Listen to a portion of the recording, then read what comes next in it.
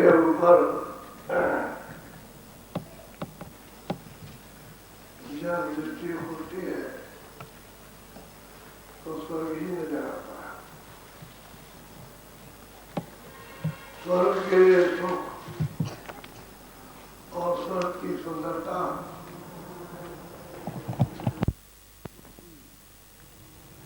और उसका बड़ापन यहाँ से यहाँ कुछ नहीं है। जो स्वर्ग में सुख है, आनंद है, यहाँ कुछ नहीं मृत्यु। इसलिए वो लोग बताया करते जा रहे थे जिन्होंने स्वर्ग प्राप्त किया था, स्वर्ग आते जाते थे। ये अपने यहाँ इतिहासों में भी है कि लोग रोज स्वर्ग आते और जाते थे। तो स्वर्ग अपने से कोई दूर थोड़ी है, आंखों के ऊपर है, पर्दा पड़ा है तो आंख नीचे है और पर्दा हट गया तो सामने है। वही है, कोई पर्दा डाल दो तो बाहर दिखाई नहीं देगा, पर्दा से हटा दो तो सामने दिखाई देगा। बट ठीक यही बात, कर्मों का पर्दा ऐसे पड़ गया, अब वो दिखाई नहीं देता। तो अंदर की आंख से एक तो कभी देखते नहीं हो कि उसमें भी अपने पास भी कोई आंख है, लेकिन जब महात्मा बताते हैं तो ऊपर में, आंखों के ऊपर में, उसमें स्वर्ग में, वैकुंठ में 14 लोक हैं। उन लोगों के भी यहाँ आदमी यहाँ सुरते आया करती, यहाँ वहाँ के देवता यहाँ भेजते रहते हैं कि जाओ मेरा वहाँ पर गुण बताओ, काम बताओ, मेरे स्वर्ग का स्वर्ग सुख बताओ, आनंद बताओ यहाँ का। वो लोग भी आते रहते और वो उसी की उपासना, लेकिन बहुत बचा के करते हैं। और सुख की और आनंद की तो बात कहेंगे, लेकिन जो अधिष्ठाता होगा उसके बारे में नहीं बताएंगे, उसको छुपा के रखते हैं। ऐसे ही ऊपर इन दोनों के ऊपर, स्वर्ग वैकुंठ के ऊपर शक्ति लोक है। तो शक्ति लोक की भी सुरतें आती है, वो स्वर्ग वैकुंठ से, मृत्युलोक से बड़ा है। वो शक्ति के उपासक होते हैं। अब वे इधर की भी बात करेंगे, यहाँ की और स्वर्ग वैकुंठ की और शक्ति लोक की, कि वो इन सबसे ज़्यादा आनंद है, सुख है वहाँ। सुरतें वहाँ यानी आनंद का विहार करती। तो यही नहीं समझना चाहिए कि भाई अब शक्ति लोक में पहुँच गए तो वही सब सुख है, वही ठहराओ, या स्वर्ग लोक में या वैकुंठ पहुँच गए।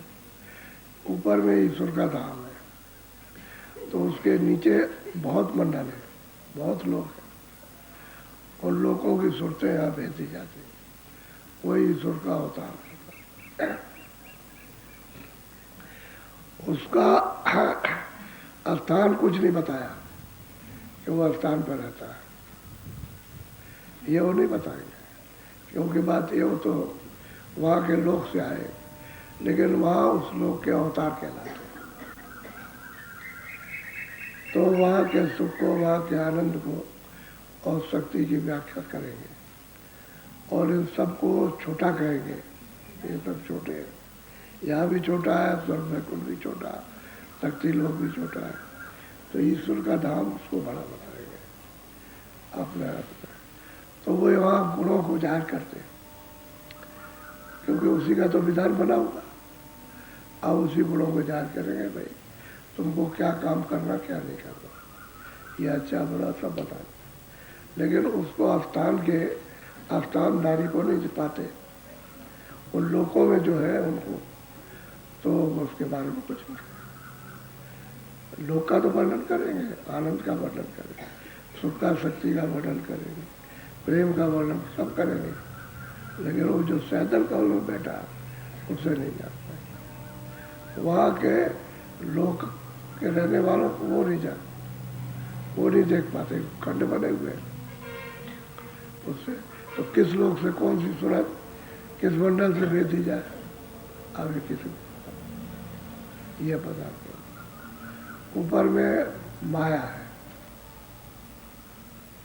सैदल कमल के ऊपर माया और सैदल कमल के नीचे शक्ति। तो नीचे शक्ति, बीच में ईश्वर, जिसको राम कहते हैं या जिसको खुदा या जिसको गाठ कहते हैं। अपने यहाँ संत इसको निरंजन कहते हैं। ऊपर में माया, तो माया का प्रबल आत्मत, वो निरंजन के ऊपर भी उसका आत्मत है। और नीचे और माया का देश और लोग भी बहुत बड़ा, तो इन सब लोगों से बड़ा। और ऊपर में ब्रह्म है, तो उनका अब किसी भी लोग से कि उस मंडल पे बहुत से लोग, बहुत से ब्रह्मांड है, उनमें से कोई सूरत भेदी नहीं, तो वहाँ उस मंडल का अवतार कहलाता है। अब ये राज किसी को बताया नहीं, किसी को मालूम नहीं। अब ऊपर का भेद इनको किसी को पता नहीं। ऊपर भी स्वर्ग वाले ऊपर नहीं जा सकते, वैकुंठ वाले ऊपर नहीं जानते, शक्ति लोग वाले ऊपर नहीं जानते, और जो ईश्वर के लोग में रहते हैं ऊपर नहीं जानते, माया के लोग वाले ऊपर नहीं, ब्रह्म लोक में तो उतना ही जाने के ऊपर नहीं जाने। अब ये तो किसी को तो जो पूरा हो वो तो जान लेगा, और आधा अधूरा कुछ नहीं, उसे कुछ पता ही नहीं।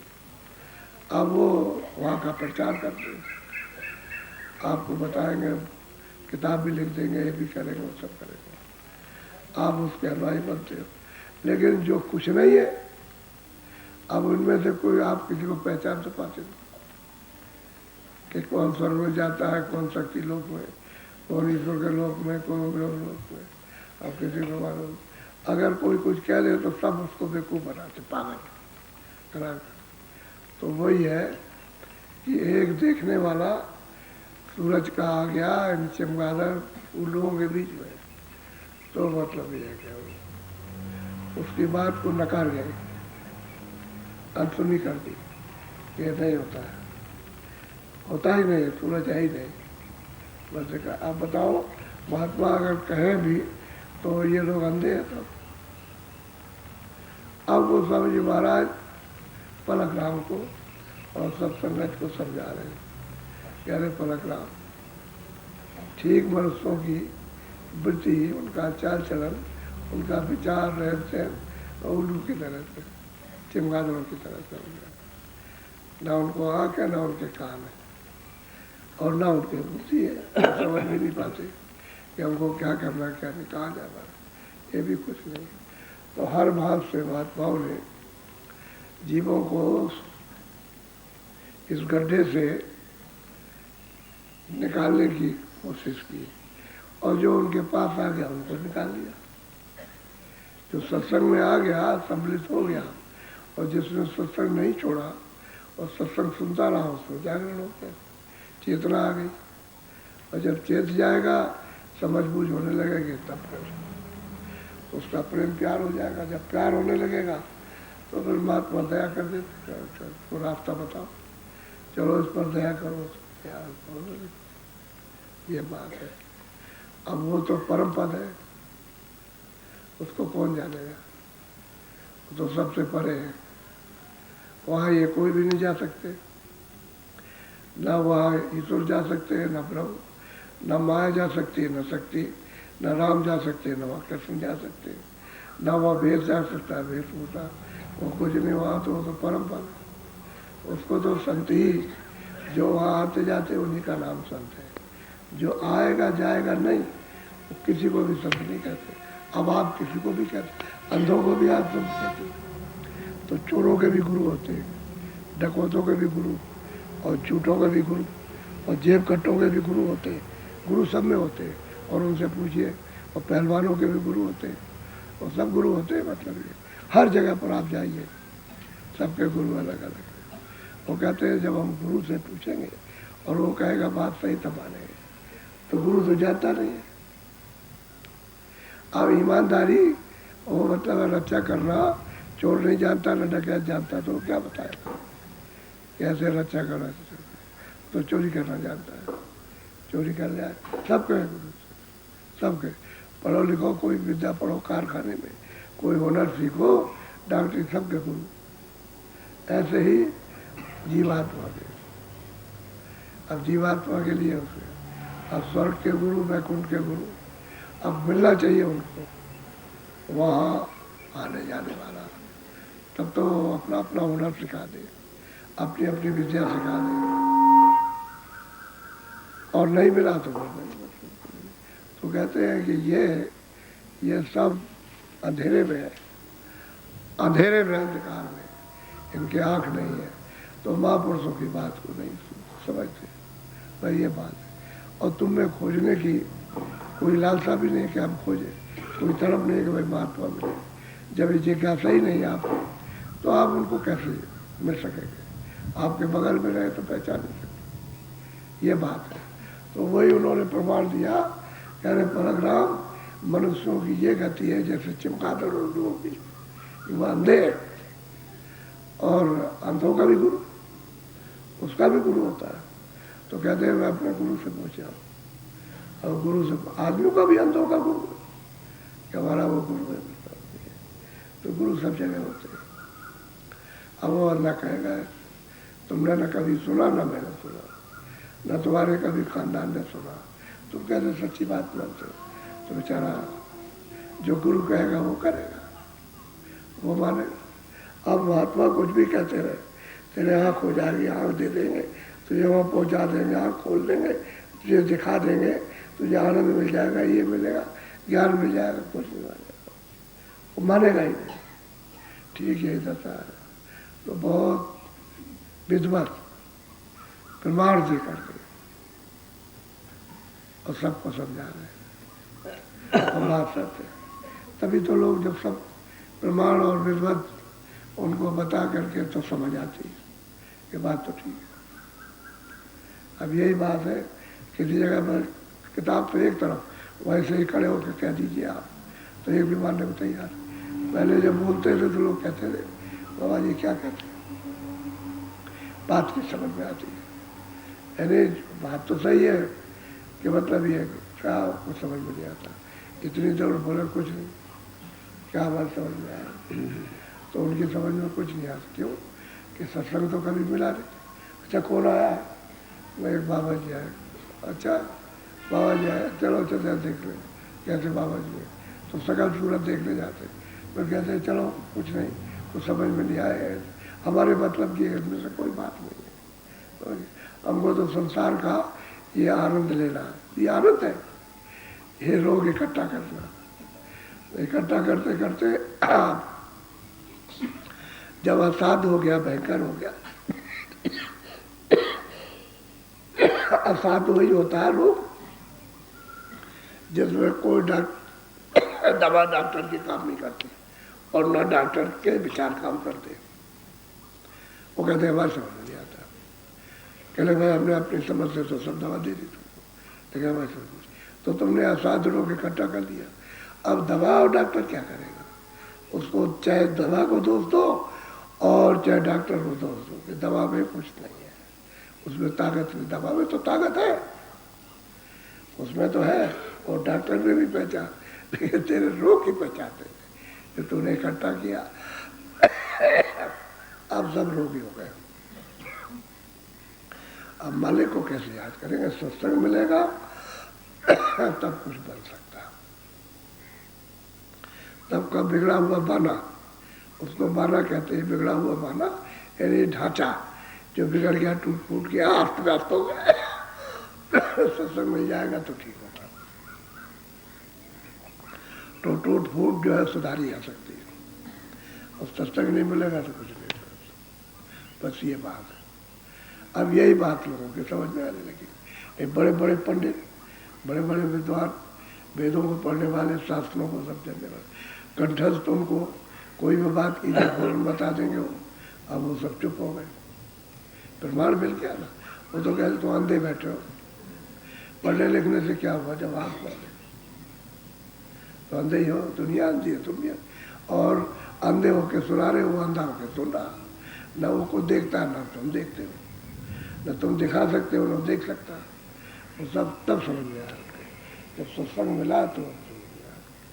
नहीं तो उसी तरह से उल्लू की तरह से और चमगादड़ की तरह से बस अंधे हैं। महात्माओं की कोई बात नहीं मानता। हाँ बोलो।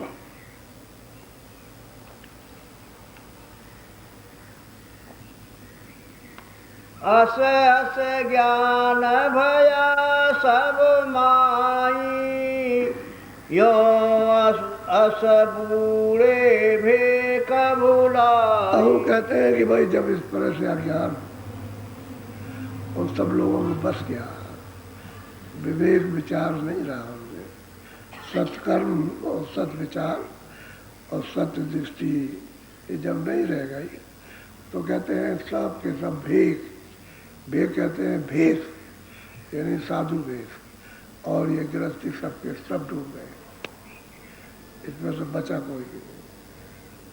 बोलो।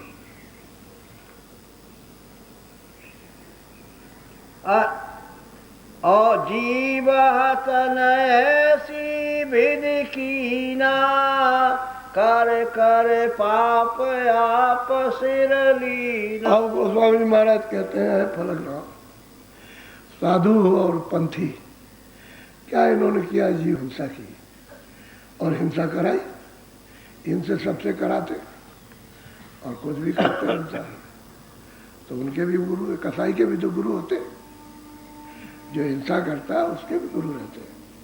तो कहते हैं कि भाई वो तो मतलब गुरु है, तो तुमसे भी करा, अपना भी किया, और जीव हिंसा की और पाप इकट्ठे किए और सिर पर लादा, ये सिर है, ये जीवात्मा का ये सिर है, ये हृदय, कहते हैं इस पर लाद दिया, ये शरीर नहीं, इस पर लादा जीवात्मा पर ये, क्योंकि तो शरीर के ऊपर बैठी है, शरीर के अंदर कहीं भी नहीं है, इसके नीचे हिस्से में कहीं नहीं, शरीर तो यहाँ से शुरू होता है, वो तो ऊपर बैठी है और उसकी रोशनी पड़ रही है, और जो ऊपर से जब पाप लद गया, जब गंदगी लद गई तो रोशनी उल्टी हो गई, वही रोशनी उल्टी ऊपर न जा कर के नीचे की तरफ में नलियों में रोशनी हो गई, उसी की वजह से चेतनता है।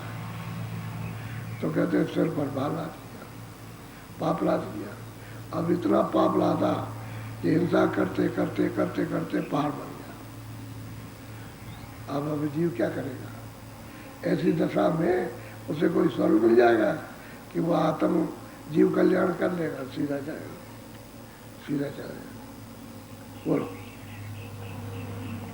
ये सब नीच बुध जगरीति, कहते हैं कि ये नीच, नीच से भी नीच, ये जगत की जो रीत है वो बुद्धि की नीच है, यानी मतलब मैली जगरीति, जगत का ये रीत तरीका है जो कर रहे हैं, इसमें से कोई काम तो अच्छा नहीं बन रहा, कोई काम अच्छा बने तो ठीक भी है, अब उसको अच्छा बनता तो अच्छा कहते हैं, अब जगत की रीत है, बुद्धि मैली नीच है, विवेक तो उसमें जरा भी नहीं है, स्वार्थ है, सिद्ध हुआ नहीं तो मेरी दुश्मन, यानी मतलब ये जानी दुश्मन, कोई हो अपने घर का हो तो जानी दुश्मन, सिद्ध होना चाहिए अपना स्वार्थ, तो कहते हैं बुद्धि नीच है। अब बहुत प्रेम से समझा रहे, बोलो। कोई कोई जाति न करे अनीति, अब कहते हैं कोई कोई, अब बिरला कोई जात जिसको पिछले कहीं कभी किसी महात्माओं के संस्कार पड़ गए हो और कुछ सत्संग मिल गया हो उनकी दया से, तो कोई कोई कोई कोई बिरला कहते हैं कि जीव हिंसा नहीं करते, अनीच नहीं करते, ये बुरा पाप नहीं करते, कहते कोई कोई। अब इतने ही नहीं कि नहीं, और नहीं तो कहते हैं साफ। बोलो।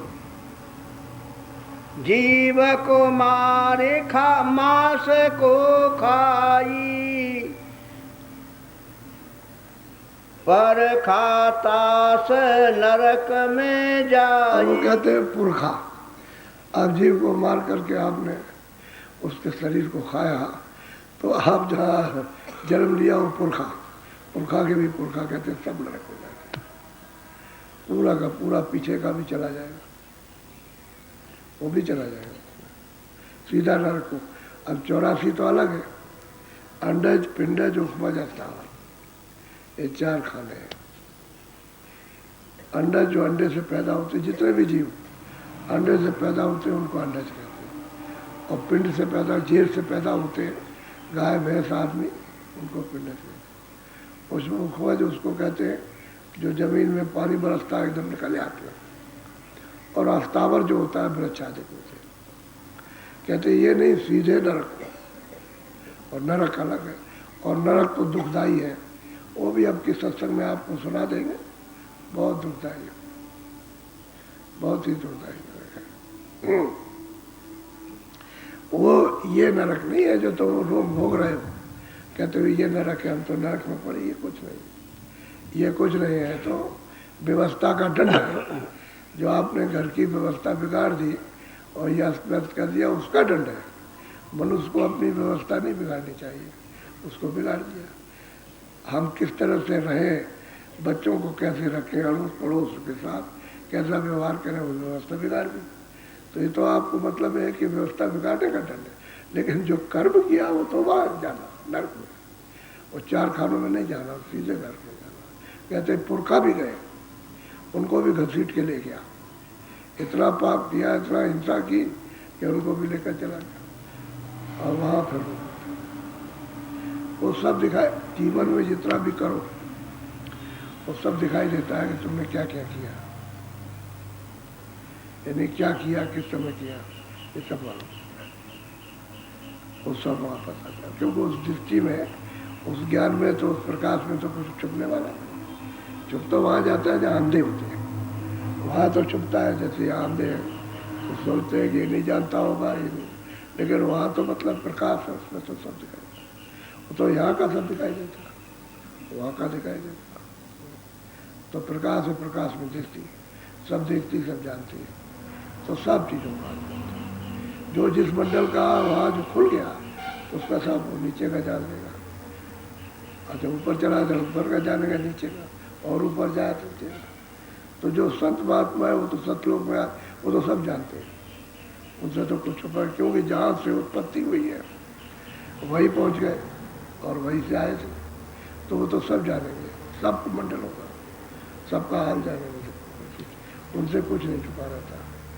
अब वो कहते हैं पाप पाला दिया, और ऐसा लादा जी हिंसा करते करते पुरखाल उसको भी ले गए घसीट करके, वो भी नरक हो गए। बोलो अब ये बाणी मिथ्या थोड़ी है कि इसमें से कोई बाणी कट जाएगी, एक भी शब्द इधर उधर नहीं बदल सकता।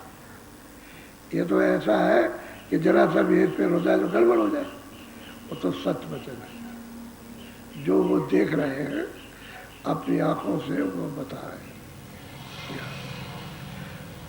बोलो अस अस जग में डरे बनाई, सो अस मास साध होई खाई। भाई क्या किया, तुम तो गए थे, घर बार छोड़ा था, साधु वेशभूषा बना लिया और बना के कहते हैं मांस खाने लगे। तो तुम्हारे मांस खाने से क्या हुआ, किस जीव को लाभ हुआ? जितने जीव के पास बैठोगे सबका नुकसान, और तुम भी गया और सब ले गया, सबको बैठो। अब यही काम करते रहे तो साधुओं कर, साधुओं के नहीं करना चाहिए। बोलो नानक ग्रंथ में नहीं बखाना, शब्द मास नहीं कीन विधान। न पलग्राम को समझाते हैं कि नानक जी ने अपने ग्रंथों में कहीं भी नहीं लिखा कि आप जो है वो जीवों का मांस खाइए, उसकी हत्या कीजिए, कहीं नहीं आएगा, किसी भी कड़ी में नहीं आएगा। उसको तो जहाँ कहीं भी शब्द आया तो उन्होंने बिल्कुल कहते भाई जीवों को, ये तो सब में मालिक, यानी उसी का अंश है, तो सब में है। तो किस पर आप हमला कर रहे हो? उस मालिक पर, क्योंकि आपको न तो अपना ही बोध है, अपना ज्ञान, ना उसका ज्ञान, कि हम क्या और वो क्या। तो उन्होंने कहा कि कहीं भी उन्होंने लिखा है किसी शब्द में कि तुम ये कर्म कर रहा हो, साधु बन के गृहस्थी बनकर। बोलो सब साखी में देखो लेखा, एक सखाई पंत विधि बेका। तुम साखी ग्रंथ में देखो जा करके कि भाई ये जब ये खाते पीते हैं तो कैसे पंथ चला, इसका नाम तो पंथ नहीं है। पंथ तो कहते थे कि जो संतों ने रास्ता बताया उसका अभ्यास करना और सूरत को ऊपर चढ़ाना और ले जाना उसको, उसका तो नाम पंथ था। और तुम्हें खाने पीने में अटक गए, खाने पीने में इसमें। और शर्म भी नहीं आती है। कोई आदमी शर्म करेगा भाई ये इनके सामने कुछ नहीं कुलम खुला और कहते हम तो बहुत बड़े हैं। आजकल मतलब है कि ये मोरल मतलब सोशल समाज है ये। अब सोशल आखिर में दुर्गत क्या होगी वो भी तो देखना चाहिए कैसी हालत होती है। तो जब आप उनके पास बैठे तो पता चलता है कि किस तरह की पीड़ा, कैसा कष्ट, कैसी उनको यातना मिल रही मनुष्य शरीर में। और बाकी जब अभी जाएंगे तब तो वहाँ यातना का समुद्र है, वहाँ कहाँ चैन है। एक क्षण भी एक चैन नहीं है वहाँ पर। वो तो मतलब नरक है और भांत भांत के नरक है। एक तरह का एक नाम का नरक नहीं है, बहुत नाम के नरक है। और श्रृंगी ऋषि जब अपनी तपस्या करते रहे, साधना करते रहे, तो श्रृंगी ऋषि का मतलब ये सब देखा उन्होंने। तो तपस्या साधना करते रहे लेकिन कुछ नहीं, उनकी भी बात कुछ नहीं सुनना समझने में आती है कि भाई उन्होंने क्या देखा, क्या साधना की, क्या तपस्या की। अब कुछ तब और कुछ और है। तब तो इंद्रियों को दमन करना असली तपस्या तो ये है कि हमने भोगों की तरफ से इंद्रियों को दमन किया। यह तपस्या जिसने की उसका काम। और बाकी तुम शरीर को जलाते तपाते उससे क्या होने वाला, उससे क्या होगा। तो तब कुछ है और समझते कुछ है और करते कुछ और करना कुछ चाहिए था। बोलो। आप खाई और जो सबे खिलावे, काइठ या से कावे। कहते हैं कि आप भी खाते हो लोगों को शिष्यों को खिलाते, यदि तुम भी खाओ तुम भी खाओ। तो बताओ कि आप भी गए और शिष्य भी गए तो गुरु भी आप चला। इसलिए कहा गुरु सिख अंधे बधिर कर लेखा, एक नहीं सुने एक नहीं देखा, सो गुरु घोर नरक में पड़ा। सीधा सीधा है। अब इसमें तो कोई बात इधर उधर की नहीं कि आप उसमें कुछ काट सकते हो। और ये कह सकते हो कि हमने नरक नहीं देखे तो अब देख लेना, उसमें क्या हो तो वहाँ जा ही रहे हो। किसी ने कहा हमने जेल खाना नहीं देखा। अरे भाई तुमने पुलिस ने तुमको पकड़ लिया तो अब देख लेना, अब ये ले जा रही है तो अब जेल खाना देख लेना। अब देखना और जेल खाना कैसा होता है। तो वही बात है कि भाई जो तुम काम करते हो कि आप तो गुरु बन गए, साधु बन गए और सबको खिलाने पिलाने लगे। आप भी गए और उनको भी डुबा दिया। अरे आप जाते तो जाते लेकिन इनको क्यों डुबाया, तो उनको डुबा दिया। अब यह है कि जब ये सब चीज़ों का बच्चन होगा तो बुद्धि भ्रष्ट हो गई। वो कुछ नहीं समझ सके कि क्या अच्छा क्या बुरा। उसके समझ जो इंद्रिया जिधर झुकेगी उधर ही वो चला जाएगा। जो इंद्रिया चाहेगी वही करेगा। अब उसके बस की बात नहीं है। अब तो मन इंद्रियों के बस हो गया। जो इंद्रिया चाहती है मन से करा देती है और जीवात्मा कुछ नहीं कर सकती। ठीक यही बात है। बोलो। तो आप भी गए औरों को भी ले गए। बोलो। और खात्री सुन से सुनाई, मास खाने की गुरु भाई।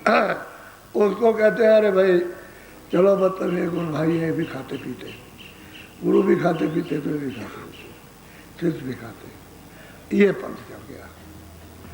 अब ये जितने इसमें मिलते जाओ बस वो पंथ हो गया, एक जमात हो गई।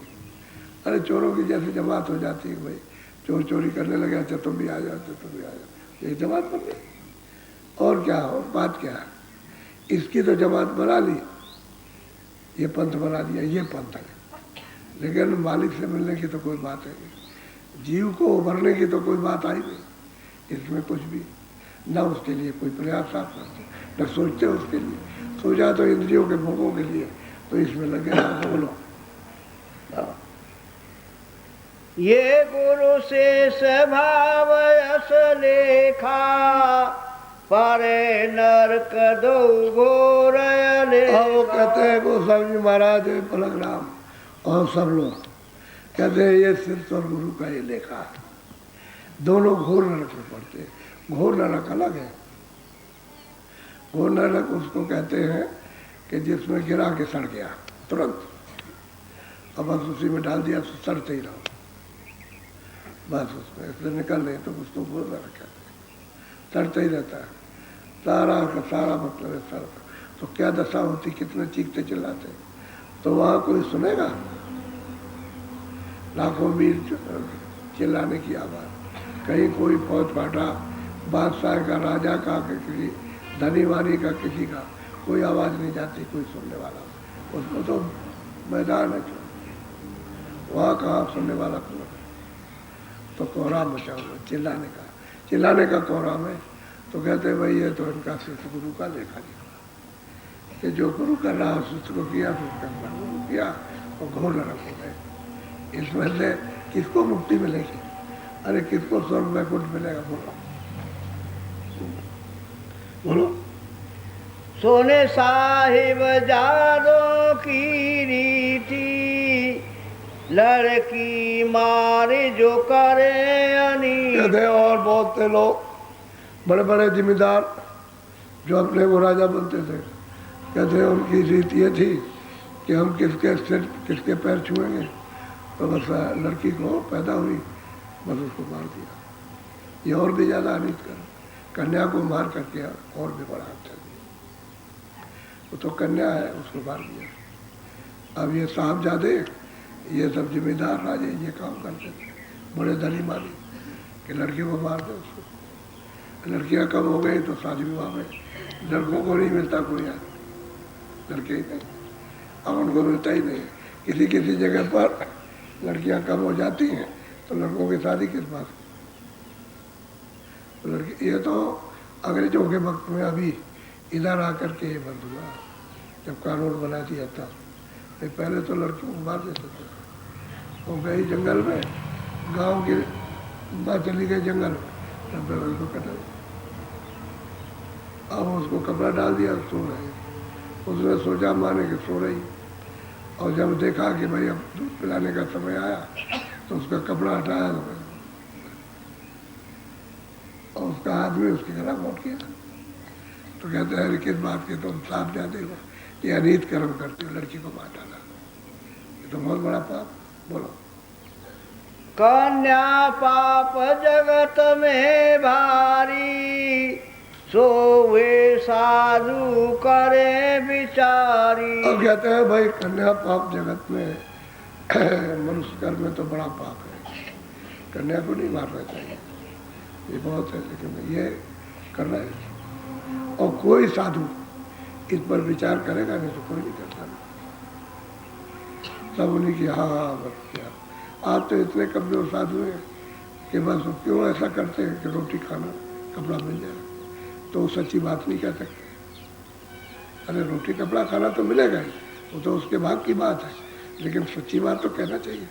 वो नहीं कह सकते कि सेठ निकल जाएगा, सेठ चला जाएगा, कुछ देगा नहीं, कुछ ये नहीं करेगा, कुछ नहीं बोलते। तो कहते हैं कि भाई व्यवहार में मनुष्य कर्म में तो कन्या पाप बहुत ही, मारने का बड़ी हत्या, तो बड़ा भारी पाप है कि कन्या को नहीं मारना चाहिए। बोलो।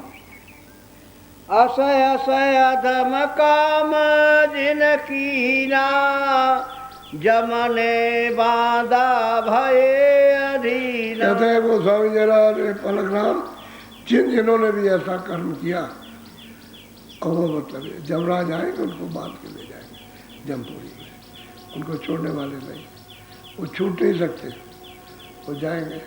अब ये सबको समझा रहे थे, तो देख रहे हैं तब समझा रहे उनको, और देख करके सबका प्रमाण दे रहे हैं।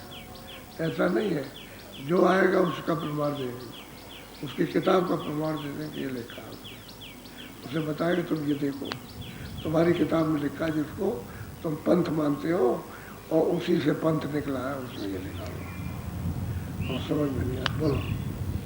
असय अस कर्म काम जो करी है, धारे धारे काल जाल में डरी। और वो कहते हैं गोस्वामी जी महाराज, कोई भी हो, छोटा बड़ा, हिंदू मुसलमान, अमीर गरीब, कोई भी हो, किसी जात का, जो ऐसे कर्म करेगा वो काल के जाल में बांध दिया। और कहते हैं लोग उसको क्या करेंगे, धरधार उसको काटेंगे, पीटेंगे, मारेंगे बहुत बुरी तरह से, उसको नरक में ले जाकर वहाँ। अब क्या कर सकते हैं, बोलो। परे पारदी पंछी न माई, पकड़ पकड़ झोली न में काई। कहते भाई और क्या मतलब। अरे बहुत से लोग पंछियों को पकड़ लेते हैं और पकड़ के ले जाते हैं और पकड़ पकड़ के मारते और खाते हैं, हम देखते नहीं। एक दफे मैं दिल्ली गया तो रास्ते में जा रहा था, मुर्गी को पकड़े और ऐसे गर्दन को काट दिए थे, तो वो छटपटाया ऐसे करके और काट के, और मुर्गी के अलग और छटपटाती है उसमें, तो ड्राम से अलग गिर गई, तो छटपटा रही है ऐसे करके, उसको ऐसे काट दिया, उसको अलग ऐसे कर दिया, पकड़ा और तोड़ा, पकड़ा तो देखिए यानी किस तरह की हिंसा है। उसको जरा भी दर्द नहीं है कि इसको तकलीफ हो रही है, पीड़ा हो रही है, ये छटपटा रही है, तो यही कुछ नहीं। और जैसे तुम छटपटाते ऐसे हो जरा, और बेबस में तुम कुछ नहीं कर सकते, बेबस में कुछ नहीं कर। कहते हैं पंछियों को पकड़ के मारते हो और कहते हो कि हम बड़े बड़े ऊंचे, अपने को ऊंचे कह रहा था। कहते हो जम पकड़ेगा, जमदूत पकड़ेंगे और फिर कहते हैं कि वही वो पकड़ के ले चलते हैं, वही पटकते हैं। हिसाब किताब तो बाद में होगा, जब तब तक वही पटकते हैं, बस एकदम ले जाते हैं, हिसाब हुआ बस पकड़ लेंगे, और देर का लगती। बोलो।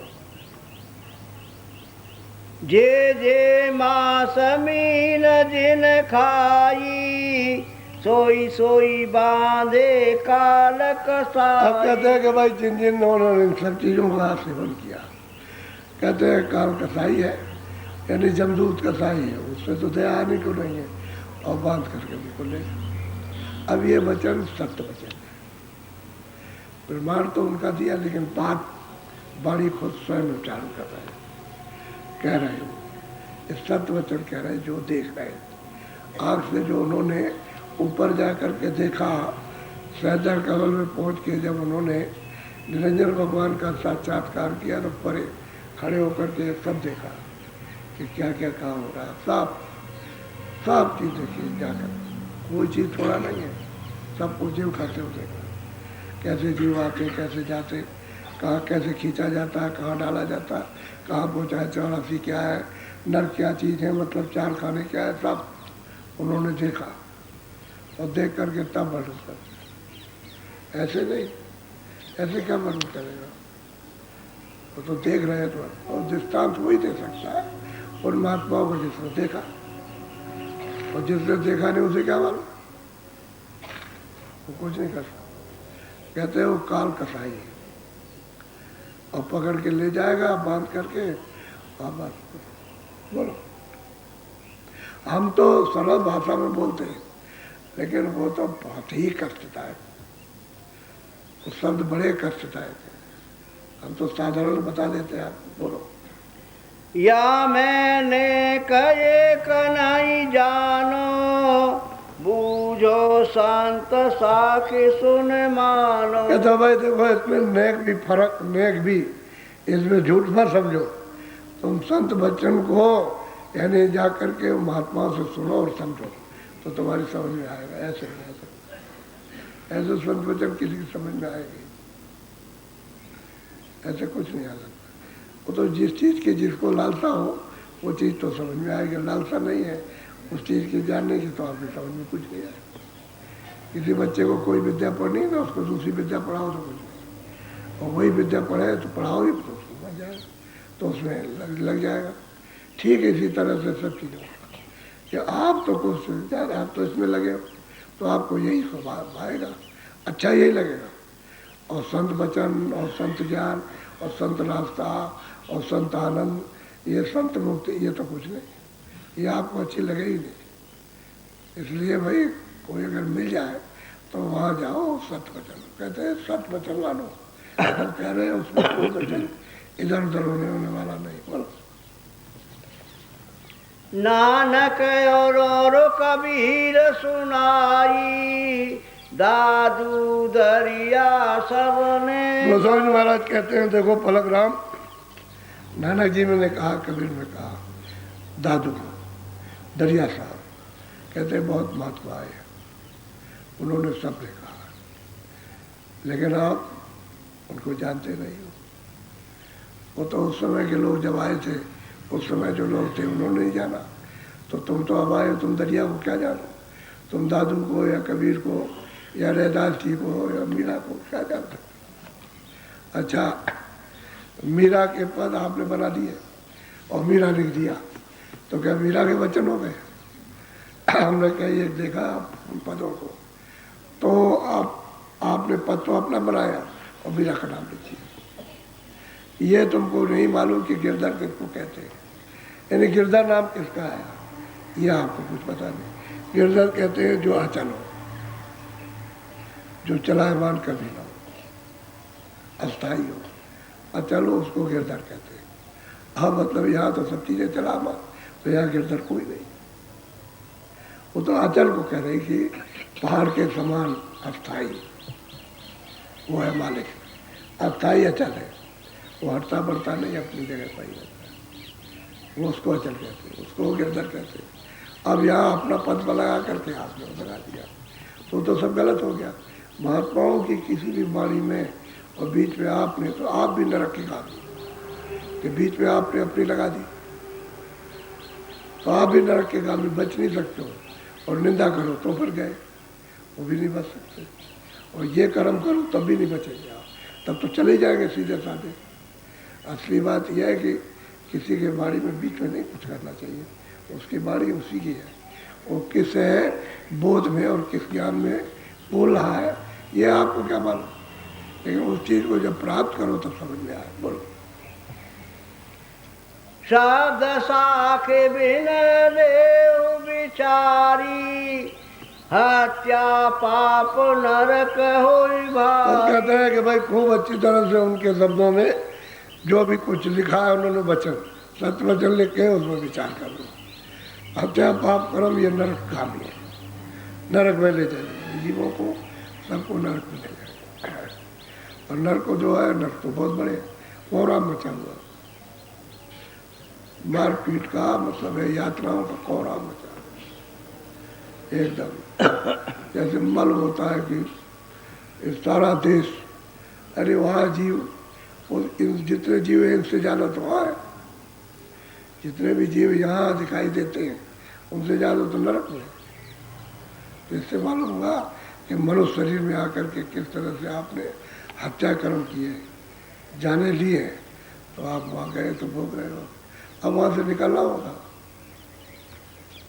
अब मियाँ क्या समझाएंगे कि क़यामत आएगी तब जीव रूह में बख्श जाए, क़यामत कोई आ जाती, वहाँ तो जो हालत हो रही है सबकी, वहाँ तो मतलब ये है कि वो कहने के लायक, कहने योग नहीं है, यानी कहने में भी बड़ा वैसा लगता, लेकिन अब क्या करें, जो है वो तो कुछ ना कुछ इशारा किया जाता है उसका। ये भी इशारा, यात्राएं जो जी जाती हैं उसका इशारा है।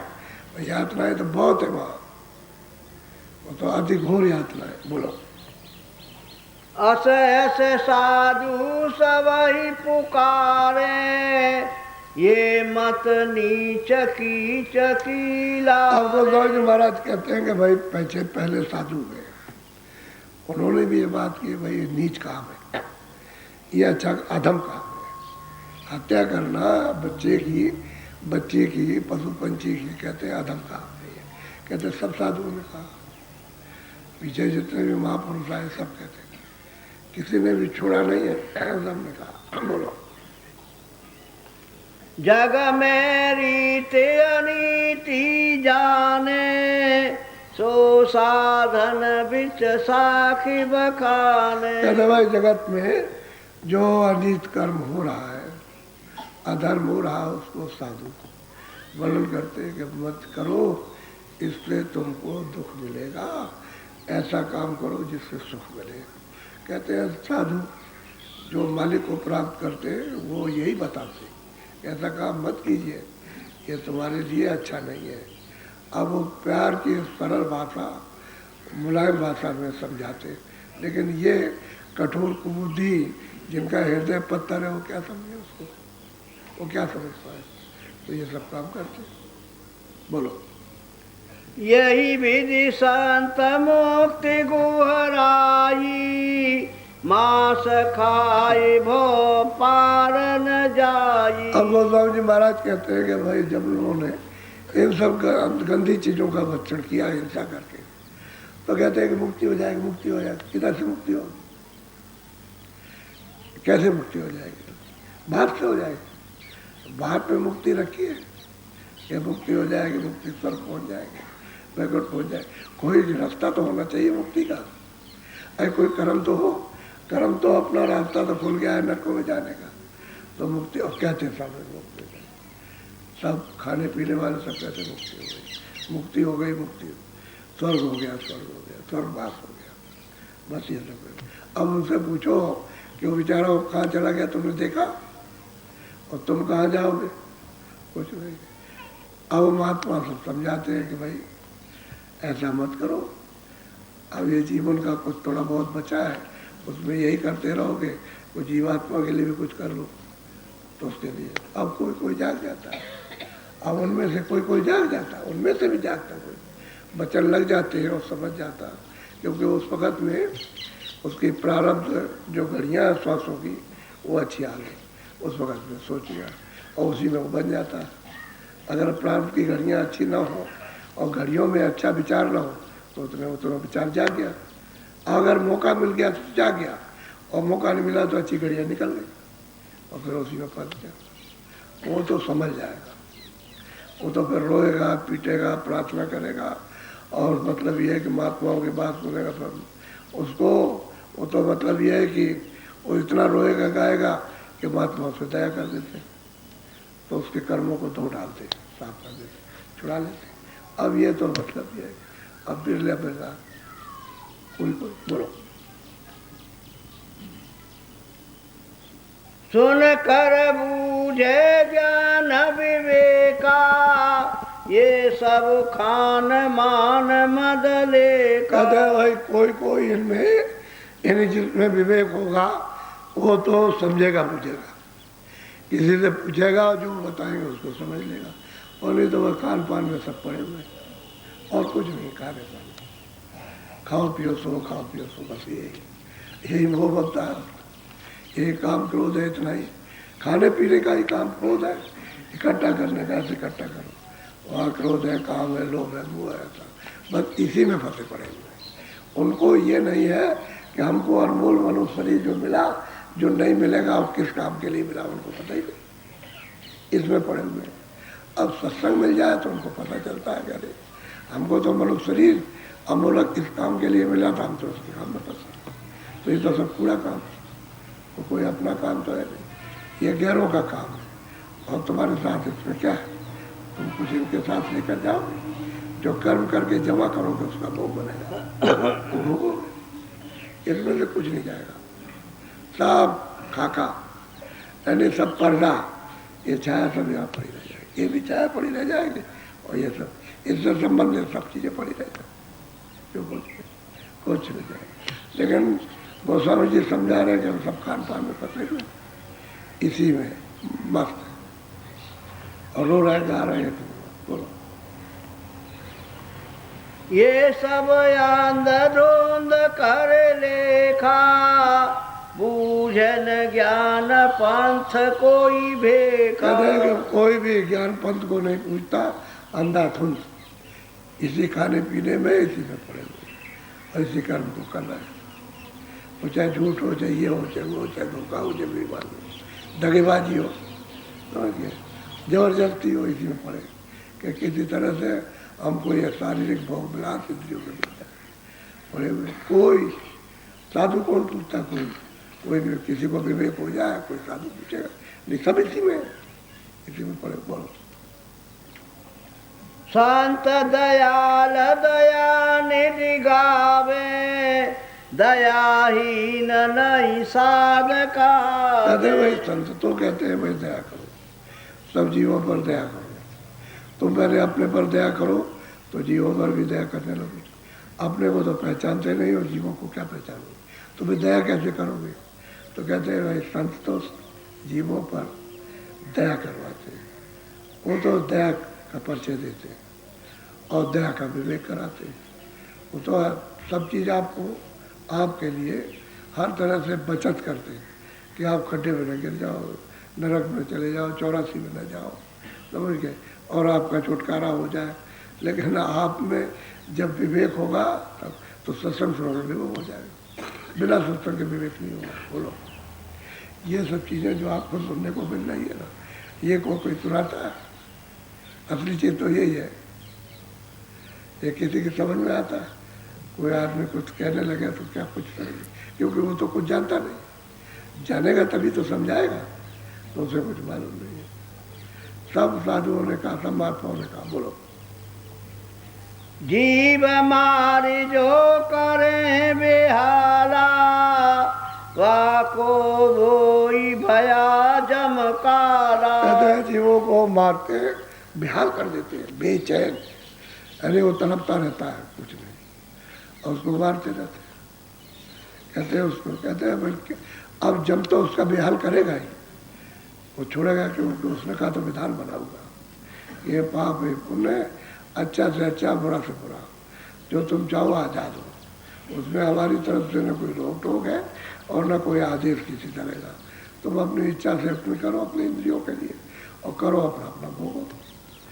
फिर जब कर्म कर लोगे तो फिर आपको बेहाल करेगा। आप दूसरों को बेहाल करते समझे, दूसरों को तड़पाते और आपको दया नहीं है, उसमें तो बड़ा मजा आता है, आपको बड़ा आनंद लेते हो। हमने तो मतलब ये है कि गोली मार दी, तड़प रहा है, देखो इस तरह से हम कितने निशानेबाज हैं।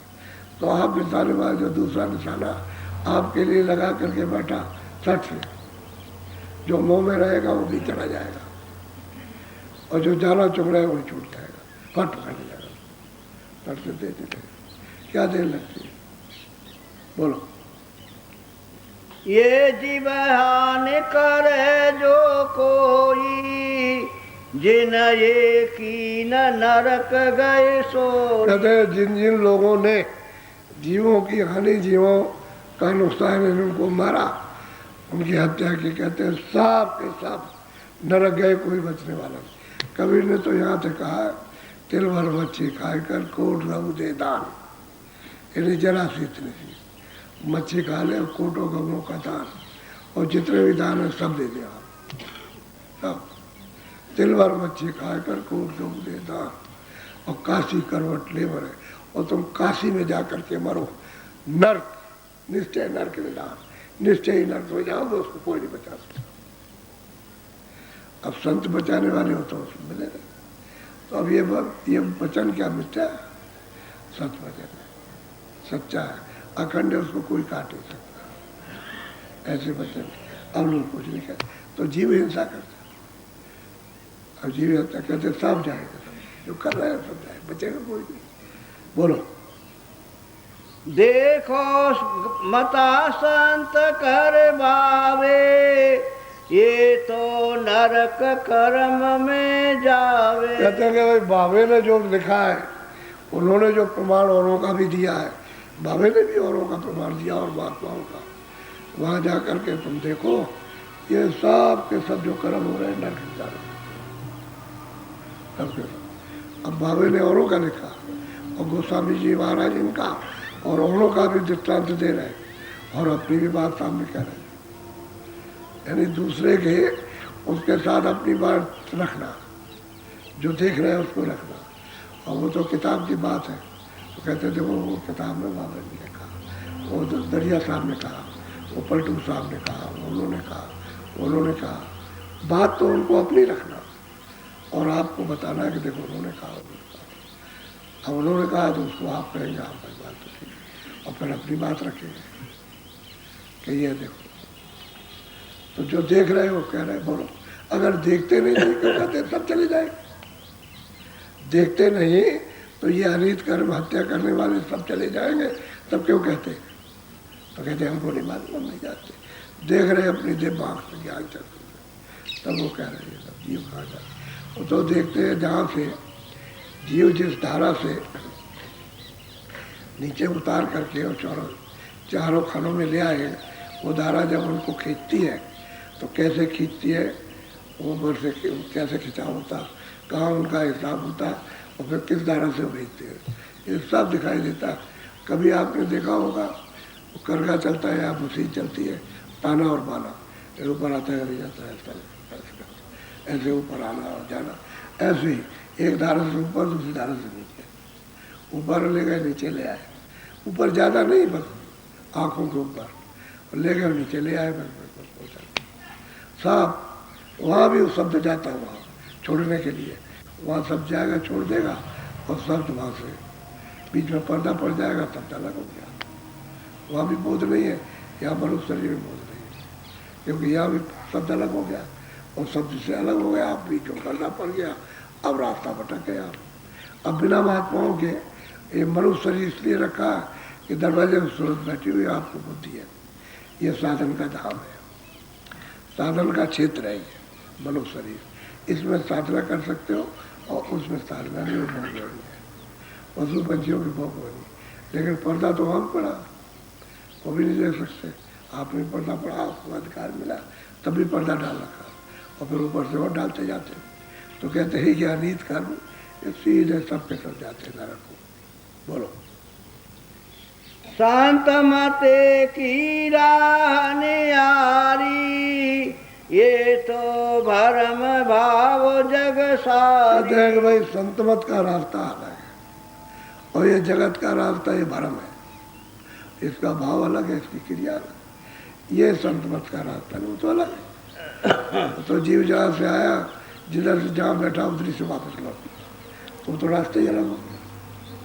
और ये इंद्रियों के दरवाजों में बैठ करके मन इधर लगा हुआ है, रास्ता अलग है, ये भरम भाव। ये 84 चलन का नरक में जाने का रास्ता और संतों का रास्ता अलग। अब यहाँ उन्होंने फैसला किया, वो तो रास्ते ही अलग है। अब संत मिल जाएंगे तो बताएंगे बस करो। आज ये कई दिनों से चल रहा, अब आप देखो कितना लंबा है कि सालों सुनाते रहिए, कुछ पता नहीं चलेगा। कोई भी महात्मा की पुस्तक को आप उसका दृष्टांत दे दीजिए, सालों सुनाइए, कुछ पता नहीं चलेगा। ऐसा प्रकरण है। अब ये समझने की बात है। और वही आपसे अब ये प्रमाण मिल जाता है तो फिर जीव को हिम्मत हो जाती है, पुष्टि हो जाती है, मदद खुलती है, उसमें विवेक आने लगता है। और प्रमाण नहीं मिलेगा तो उसको भरम हो जाएगा कि अपनी तरफ से कह रहे हैं। अपनी तरफ से कुछ नहीं कहा जाता, जो है उसी को कहा जाता। जो पिछले महात्मा कह करके गए उसी को बताना, और तो कुछ लाना नहीं। जब पिछलों ने सब कह दिया तो आगे जो आने वाले और कुछ नहीं।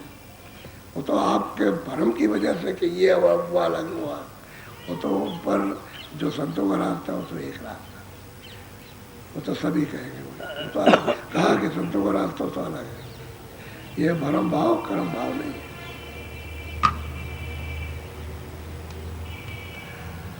बोलो जय गुरुदेव। देखो आप पूर्णिमा का जो 9 दिन का कार्यक्रम है, 24 तारीख से 1 अगस्त तक अब करीब आ रहा, अब पास में आ रहा, अब जल्दी जल्दी जैसे दिन पूरे हो रहे हैं जल्दी, तो थोड़ा सा आप लोग फुर्ती चुस्ती थोड़ा सा, ताकि आने वालों को सुविधा हो जाए, क्योंकि दूर दूर से आएंगे। कोई पानी मांगेगा, कोई जगह मांगेगा, कोई ये मांगेगा, कोई वो मांगेगा, ये सब आएंगे दूर दूर से। तो उनके पास तो समय नहीं कि आप बैठे हुए हो, तो आप किस लिए बैठे हो? चलो भाई हम उनकी आने वालों की अतिथियों की सेवा करें, तो वो भजन करेंगे तो उसमें से तुमको पुण्य मिल जाएगा। यानी जो सेवा करोगे परमार्थी आत्म पुण्य, कोई संसारी धन दौलत का नहीं, रात पाट का, आत्म धन का पुण्य आप, क्योंकि आप सेवा कर रहे हो। वो आराम से रहेंगे, आगे भजन करेंगे, उनके हिस्से में से जो भजन करेंगे वहाँ पुण्य। वो तो देने वाला सब हिसाब लगाए रहता है। जोड़ घटा के सब लगाए रहता कि भाई इसने सेवा की तो इसको कितना, और उनसे जोड़ दिया जाता कि तुमने तो कुछ किया नहीं तो भजन करो बैठ करके, और भजन में जो प्राप्त करो अपने लिए भी करो और जो सेवा करते उनके लिए भी कुछ कर दो। तो तुमको तो मालूम है नहीं, तो जो जानता है हो इसमें से उसमें जोड़ देगा, तो उनको आत्म खोल, उनको आत्म डालो, तो सेवा का बड़ा अब सब जगह का अगर संग्रह कर लो इस पुण्य को सेवा करके, तब तो तुम्हारा साधन और भी सुलभ हो जाएगा, आसान हो। तो बहुत लोग बड़े चतुर हुए, उन्होंने सेवा करके पुण्य इकट्ठा कर लिया और फिर देने लगे, सेवा करते रहे। उन्होंने कहा हम तुम्हारी सेवा से बहुत प्रसन्न, संत बोले, गुरु बोले कि हम बहुत खुश हैं, तुम क्या चाहते हो? तो उसने कहा हमको कुछ नहीं चाहिए, हमने देने वाले को ले लिया, जो ये सब चीज़ें देता हमने उसी को ले लिया, हमको कुछ नहीं चाहिए, कोई धन दौलत नहीं, कोई ये वो नहीं, कोई जमीन जायदाद नहीं, कोई माल मर्यादा, जो देता है ये सब चीज़ें उन्हीं को हमने ले लिया। वो सीधा कहा जो दे रहा और सेवा करते रहे, कृपा हो गई, क्या दे रहे। नाना जी के वक्त में कई लोग सेवा ही करते रहे, झाड़ू लगाते रहे, गली कूचे को झाड़ते रहे, सेवा करते, पानी पिलाते रहे, सेवा करते, खुश हो गए, उतने में तो उनका काम हो गया। तो पुण्य इकट्ठा कैसे किया जाता है तुमको? वो संगत की सेवा से। इन लोगों को मालूम नहीं है, जानते नहीं उनको, क्योंकि सत्संग तो कभी सुना नहीं है कि ऐसा भी होता है, ऐसा होगा, वो तो इनको मालूम है। तो सोचते आलसी है, आलसी। इनको सिखाया जाता है कि भाई आलस दूर कर लो और तुम कुछ लाभ उठाओ उसका। तो हमारे ये पूरा 9 दिन में बड़ा विलक्षण सत्संग होगा। आप यही कह के जाओगे सब लोग कि हमने भाई ऐसा नहीं सुना, ऐसा हमने नहीं सुना, ये हमने नहीं सुना। तो कहने का ये है कि हमेशा ये बात 2 वर्षों से सुन रहा हूँ कि हमने ऐसा, तो धीरे धीरे सुना रहा हूँ। अगर ऊंची चीज़ सुना दी जाए तो तुम वजन नहीं कर पाओगे, तो धीरे धीरे धीरे धीरे धीरे तो कहते भाई अब ऐसा नहीं सुना, अब की बात समझ में आई, अब ये कहते हैं तो अब उसमें उत्साह होता, अब भजन करेंगे, अब भजन करेंगे। तो जो सुस्त हो जाते हैं उनमें हिम्मत आ जाती है, भजन करेंगे, तो भजन करेंगे। तो भजन के लिए तो कहा ही जाता है, लेकिन तुम इतने आलसी हो कि कहने पर भी, और तुमको जब यहाँ बुलाया जाता है चाहे भजन बैठो तो भजन पे बैठे तो सो गए, इतने आलसी, चुस्त नहीं हो, आलसी हो, फुर्ती हो तो आलस ना है, तो फिर नींद ना है, उसमें भजन करो तो सीधा साधा। तो आप लोग थोड़ा सा सेवा कार्य में लग जाए। सत्संग तो सुबह शाम को भी होगा सत्संग, सुबह शाम। जैसे मान लो वर्षा हो गई, बैठने की जगह नहीं है तो नहीं होगा।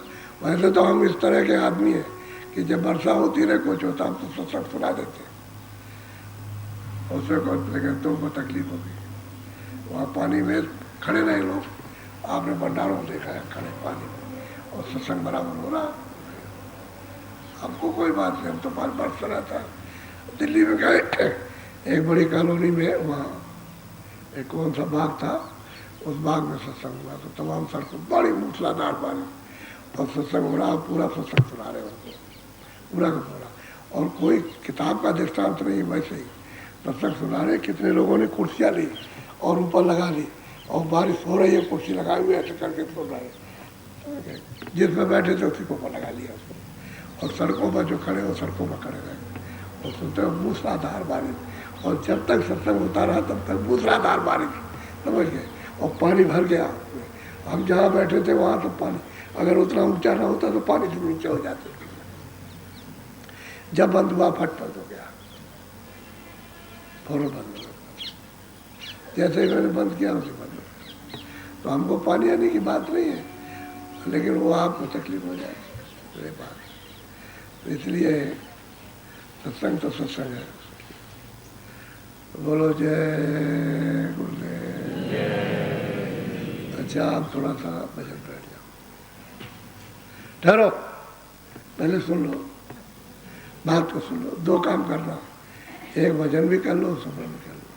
लेकिन जितने भी रात को कल सुबह सत्संग के, शाम को सत्संग के बाद जितने लोग आए हैं, यहाँ सुबह सत्संग मिलने के बाद आए, वो तो आप वहाँ बाहर आ जाओ, ताकि हमको परेशान मत करो कि हम बाबा जी से मिले नहीं और हमने कोई बात कही नहीं। वो तो आ जाओ इधर वहाँ, और अभी ठहर जाओ, इससे मैं भजन कराऊंगा और बाद में इससे स्मरण कराऊंगा।